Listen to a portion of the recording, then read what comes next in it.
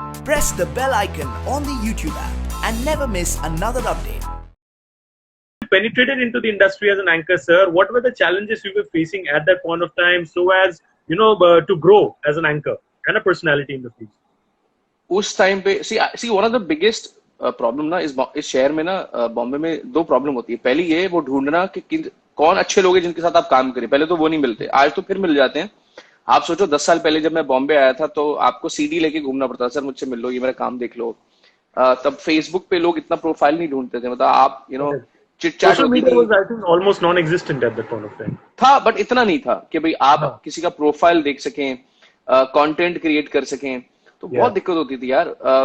तो मुझे याद है मैंने 2012 में मेरा पहला शो था और मुझे तो ऑडिशन देना भी नहीं आता था। एक तो सबसे वाहियात बात ये थी कि हम चले जाते थे ऑडिशन देने के लिए, 3-3 घंटा लाइन में खड़े हुए हैं जहाँ पे 200 लोग ऑलरेडी आपसे आगे खड़े हुए हैं। सो आप अपने बैग में 2 शर्ट्स, एक टी शर्ट लेके जाते हैं क्योंकि पता नहीं है कि ऑडिशन में क्या होगा, क्या लुक मांगेंगे आपसे। सो वो सब होने के बाद 2 साल के बाद मुझे मेरा पहला शो मिला था, आमना सामना। सो आई वाज टॉकिंग के जब पहला शो मिला तो सुपर हिट हो गया। हमने 100 एपिसोड कर दिए और मतलब दुनिया भर में लोग पहचानने लगे, जानने लगे, मैसेजेस आने लगे आपको फेसबुक पे, आपको ईमेल पे, लोग ढूंढ के आपको मैसेज करते हैं and there was a huge fan following and I was very happy. अब दिक्कत ये सबसे बड़ी ये थी कि अब जिस तरह के प्रोजेक्ट्स आपको मिलना शुरू हो गए वो आपको करने नहीं है, क्योंकि मैंने कहा कि चलो ठीक है, मेरा पहला शो कलर्स पे प्राइम टाइम था, थोड़ा सीरियस तक कर लिया, but I didn't want to end up doing serious roles. अब उसके बाद आ रहा है आप क्राइम पेट्रोल करेंगे, आप सीआईडी करेंगे, आप बिग बॉस करेंगे, एंड आई सेड यार मैं ऐसा हूं नहीं, मतलब मेरे को थोड़ा फनी करना है, मेरे को रियलिटी शोज करने हैं, I want to host shows. तो वो ऑफर नहीं आते थे। सो आप इमेजिन कीजिए कि मैंने 2012 में जो शो शुरू किया था वो 2013 तक किया। It took me 6-7 months to actually tell the world that I am better or different than all of this thing. And then finally Madhubala happened. So the biggest struggle is that आप ना कैसे बोलें? I think that is also one of the challenge कि how do you maintain that? You should learn to say no. You should know exactly कि मुझे क्या नहीं करना.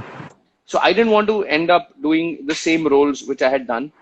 And when in 2014, Madhubala was offered and I tested and they said, brilliant. That's what I was like, okay, this is what I want. Kya baat hai, sir. And I've always been like that. I think it's very inspiring because, at the end of the day, our industry is such that, we have certain perceptions already, certain preconceived notions. So हम लोग अगर किसी को दिमाग में रख लेते हैं किसी रोल के लिए या फिर किसी कैरेक्टर या whatever, वो हम लोग अपने दिमाग से निकालते नहीं है. So I think, in order to avoid that stereotype, and it was a very brave decision. But at the same time, any decision which is brave is not easy. So you might say no to 5 work. Oh, it's not easy. You can say no कि ना तो आप कर सकते हो sir, लेकिन ना के बाद उस टाइम पे survive करना becomes all the way more difficult, especially when you are rising. That's what I'm saying. तो वो कैसे किया सर आप? भाई साहब यही तो मैं आपको बता रहा हूँ सर, यही कह रहा हूँ कि मेरी किस्मत आप कह लो अच्छी थी या जैसे मर्जी आप कह लीजिए उसको, कि I knew कि मैं कोई भी टीवी शो जो है वो अपनी I came to this industry by choice, nobody put a gun on my head. So मेरे जहन में एक ही चीज थी कि मैं चीज वही करूंगा, काम वही करूंगा जिससे मैं रिलेट कर सकूं, तभी मैं उस काम में वैल्यू ऐड करूंगा। नहीं तो कोई फायदा नहीं है ना, आपने एक सेट पे चले गए फिर आपका भी मन नहीं है करने का, तो उसमें आपका भी नुकसान, प्रोड्यूसर का भी नुकसान, और ऑडियंस जो देख रही है वो भी कह रही है क्या घटिया एक्टिंग करे यार। सो मेरे साथ आई थिंक अच्छी चीज ये थी because I was doing a lot of live shows along with it. तो मैं और बता दूं कि बॉम्बे में कोई जानता नहीं था मुझे, but I think I was a Hustler and I knew that मेरे को कोई जानता नहीं है, तो दैट इज अनदर एज कि अब आपके पास ऑप्शन कोई है नहीं, तो अब आपको रोज जाके लोगों से मिलना पड़ेगा, आपको उनसे काम मांगना पड़ेगा, आपको बताना पड़ेगा कि काम आपको आता है, आपको अच्छा आता है, और every opportunity is your last opportunity. I think मैं जब से काम शुरू किया 2004 से आज तक, मैं हमेशा जब भी शो कोई भी करता हूँ वो यही सोच के करता हूँ कि यही पहला शो और यही आखिरी शो है और इसी के दम पे अगला काम मिलेगा। So that is why I have always been able to create a new content. कभी ये नहीं सोचता कि अच्छा ये तो जोक वहां कर लिया तो ये चल जाएगा, आगे करो। आपने पूछा था कि चॉक एंड चीज का आइडिया कहाँ से आया, वो यहीं से आया था कि यार कुछ ऐसा कर लें जो पहले नहीं हुआ। तो वो जो कीड़ा है ना, वो जो एक थॉट प्रोसेस है, वो चेंज नहीं हुआ। I think that's it's the most difficult thing to do actually, because when you're not repeating yourself, and I think that also says the fact that you don't like to be in that comfort zone. which is why you said that, when you're saying no to people, you're bringing in new ideas with everything that you are doing. So there's this very satisfaction that I can see where you don't want to be in your comfort zone. So there's attitude. It's a certain thing to do with the attitude and the mental, I think a lot of mental conditioning is needed for this kind of an attitude. So did you have this thing from before, or was it like, Bombay before?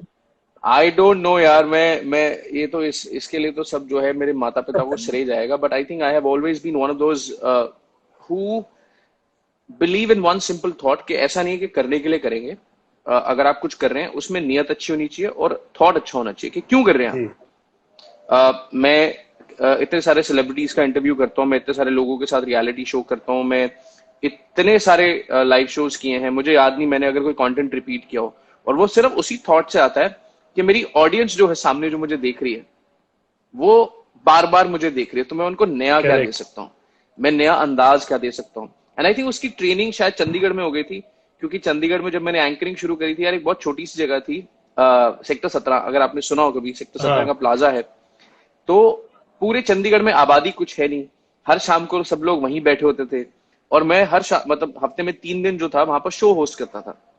तो मेरे लिए बड़ा challenge होता था कि यार how is it that I entertain this audience every time to create new content, क्योंकि अब तक तो इसको पता लग गया ना, जिसने 3 बार मेरा शो अटेंड कर लिया उसको मालूम है ऐसे बोलता है, इसी अंदाज में बोलेगा, यही गेम होंगे, यही चुटकुले होंगे। So I was under a lot of pressure, and I think that training help कि नहीं यार मैं अपनी ऑडियंस को कुछ नया दूंगा, हर हफ्ते नया लेके आऊंगा, और वो ट्रेनिंग अच्छी रही तो आज तक भी कुछ बदला नहीं है, काम आ रहा है, उस चीज को बरकरार रखा है। Yeah, and I think it's wonderful. Thank you, Rituraj sir. Rituraj sir, कह रहे I love people who believe in themselves. Hello sir, how are you? Sir, Rituraj sir, आप भी वैसे ही हैं? Sir से बात Facebook में काफी होता रहता है, and it's good to see him live right now. I mean, he's seen that. Super. But I must tell you, sir, that whatever you said, it's really, really inspiring for aspiring anchors बोलिए या फिर नए anchors बोलिए, हम जैसे बच्चे लोग के लिए भी it's I think pretty refreshing when it comes to what. इतना बूढ़ा नहीं हूं मैं, बच्चे बना खुद को बच्चा बना लिए, 4-6 महीने का फर्क होगा तेरे मेरे में, ज्यादा फर्क नहीं है। With respect to your work experience and your caliber, I think it's fantastic coming from your mouth. Thank you so much. And as you rightly mentioned, that every time you come out there, you want to bring out something new and you want to add value to your audience. I think that's a wonderful thing to learn. I have learned that. I'm pretty sure the audience has picked up certain things as well. Thank you so much, sir, for giving us your valuable time. I think it's been a thank you, bye. Thank you very much.